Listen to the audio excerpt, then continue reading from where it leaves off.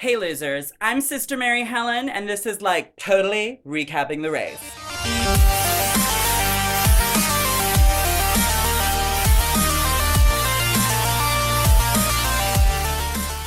Okay, so if you have not yet caught up on RuPaul's Drag Race and RuPaul's Drag Race Untucked, and you're gonna be super pissed if someone spoils it for you, but you're still watching this video, here's your spoiler alert.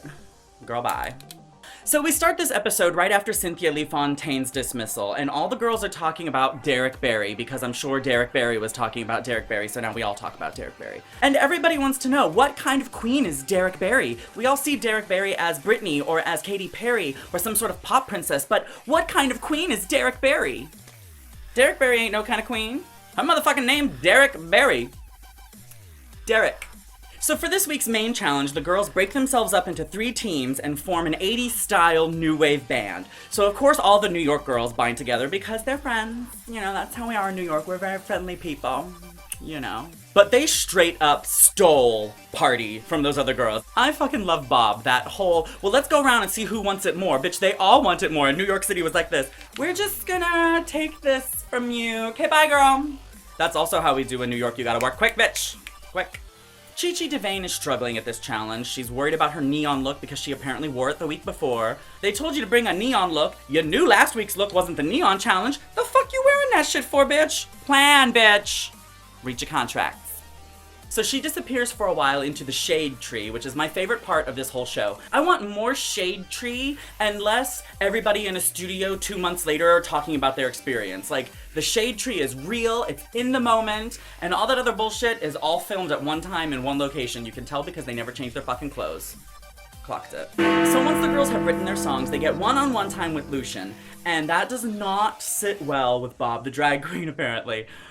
I love that that bitch doesn't give a fuck and was like, I don't get your reference, you're telling me something that I disagree with. And then Lucien gets his little confessional moment where he's like, I can't believe this queen is reading me.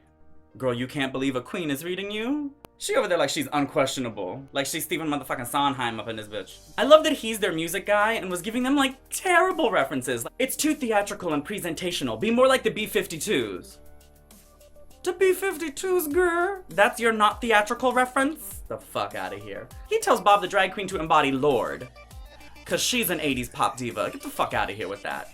That bitch was born in like 2004. Don't get me wrong, Lucien, you are gorgeous. If we ever meet in person, totally stick it in. But I don't understand those references you were trying to make to her. Not within the confines of that genre. So we dive into their live performances with the New York team, Street Meats. I thought they really embodied the genre. It was very Rock Lobster. It was like, street meat, street meat, which was totally that thing. Again, I don't know that that was totally that thing because I'm 17 years old. I just wish they hadn't attempted to sing the chorus. Like, just, girl, I love all 3 of you. None of you are singers. You know that. Just talk. He was right to tell you to talk, so. So then we meet Dragometry, which, okay, I'm gonna tell you what. Everybody hated them but me. I was sitting in my living room like this. Yes! If we're talking about like new, like undiscovered new wave 80s bands, like that was it. That's what it was. It was like, I'm gonna put a square on my head. Why? I don't know. Weird headpieces and like songs about shapes and shit. That's exactly what that was. That is exactly what that era was. Again, I don't know. I wasn't there. I'm only 15.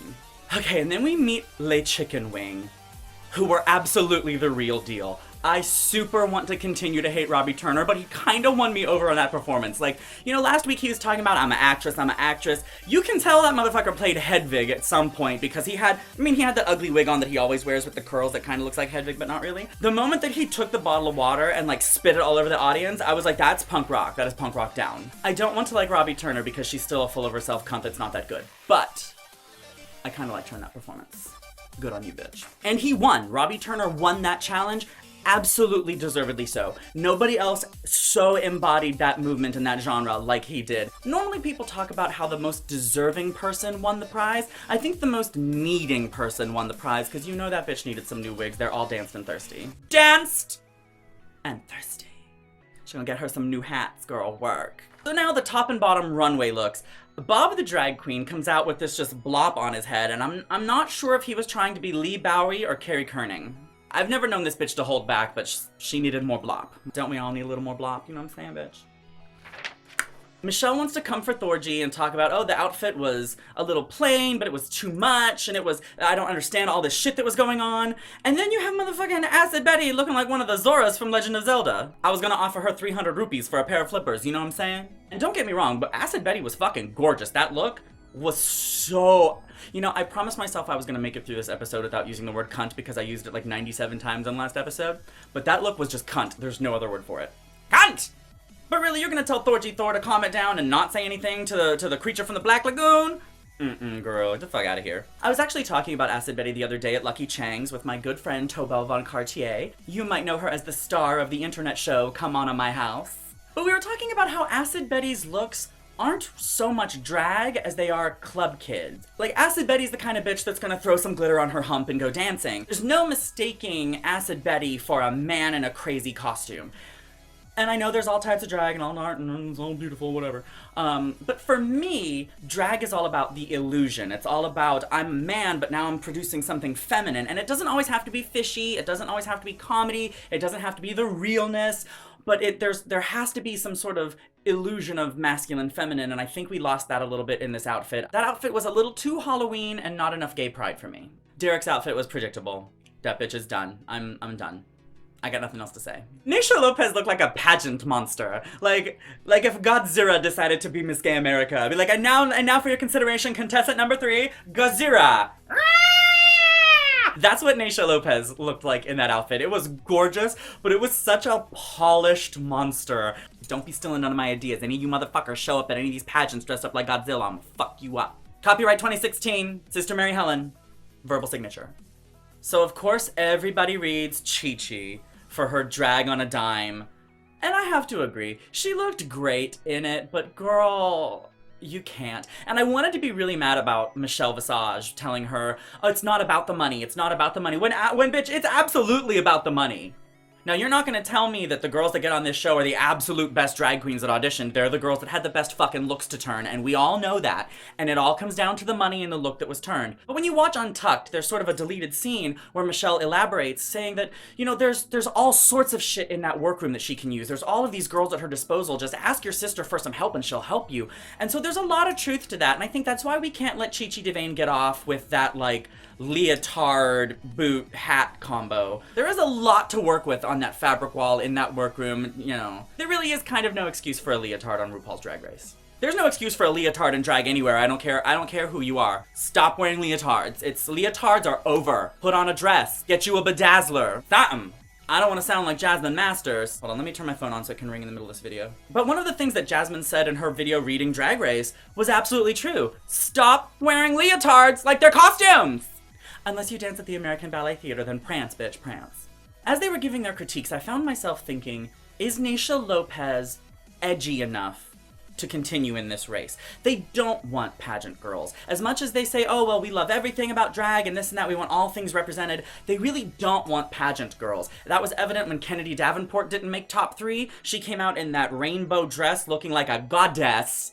And they were like, no, we're gonna go with some other bullshit that doesn't look as gorgeous and polished and put together. They don't want that. Naysha is gorgeous and lovely and wonderful, and when I see her live, I will give her all of my monies. But yeah, just too polished. It's not what the children want nowadays. So Miss Continental, Naysha Lopez, is in the bottom, and Derek Barry is safe. Of course Derek Barry is safe. We can't send Britney Spears home before Snatch Game. Just like Chad Michaels had to make it to Snatch Game, because her ass should have gone home the challenge before Snatch Game too. Love you though so much. Follow me on Instagram. So Naysha and Chi-Chi go head to head in a lip sync for your life, for your nerves. Naysha Lopez is out there like she's gonna win this shit, giving you like a round off. And it was like a clunky round off. Her round off kind of looked like one of those big chunky heels that you can buy at Walmart. It was clunky.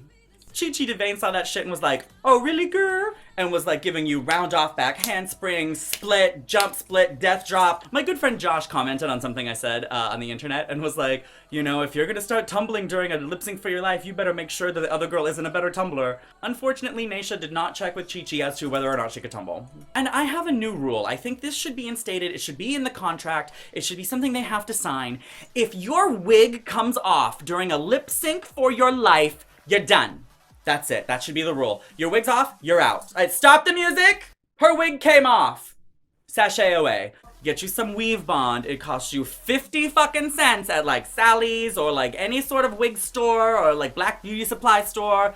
50 cents, girl. Glue that shit to your fucking head. And it's not like these girls don't know they have to lip sync either. Like, they're all sitting there with their earbuds in. I'd be sitting there with my earbud like this. No, I'm good. I'm just gonna check my weave bond here. I just gotta listen to my music, practice my words, and glue my hair back on, just in case. Because I'll tell you what, you know whose hair is not coming off of her head during a show? This bitch. Watch somebody find a clip of me where my hair comes off and comment on this video with it. That's gonna be some shady shit. So Naysha goes home again. She seems much higher spirits about it. And she has this moment of real sisterhood where she leaves a couple of costumes for Chi-Chi. And I think it's a brilliant morale building moment to be like, you know what, you sent me home, but you're still my sister, and I need to give you the morale boost because you're still in this competition and you could possibly win it. That would be kind of a cute rule too, like, okay, you get voted off, you have to leave a costume for the girl that beat you. And watch some of these, some of these shady bitches be like, I'm gonna leave this ring, that's what she gets, my $2 ring. So my picks for top 5 have not changed. I still say it's going to be Bob the Drag Queen,